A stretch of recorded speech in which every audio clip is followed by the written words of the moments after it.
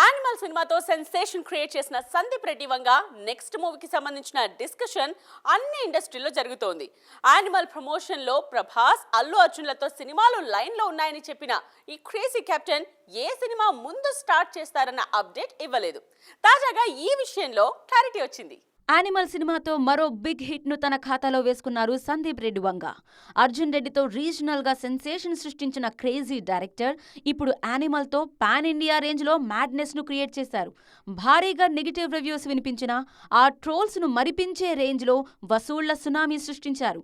దీంతో ఈ hit director చేయబోయే నెక్స్ట్ మూవీ ఏంటన్న డిస్కషన్ మొదలైంది. యానిమల్ క్లైమాక్స్ లో యానిమల్ పార్క్ పేరుతో సీక్వెల్ ఉంటుందన్న హింట్ ఇచ్చారు. ఆల్రెడీ ప్రభాస్ హీరోగా స్పిరిట్ మూవీ అనౌన్స్ అయింది. యానిమల్ ప్రమోషన్స్ లో బన్నీతో మూవీ ఉంటుందని చెప్పారు.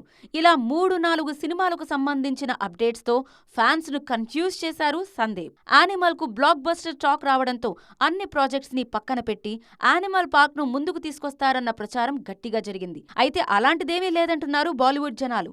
ముందే అనౌన్స్ చేసినట్టుగా స్పిరిట్ మూవీనే ముందు పట్టాలెక్కించబోతున్నట్టు క్లారిటీ ఇచ్చారు. యానిమల్ పార్క్ కు సంబంధించిన స్క్రిప్ట్ వర్క్ మాత్రం ఈ ఫిబ్రవరిలోనే స్టార్ట్ చేయబోతున్నారు.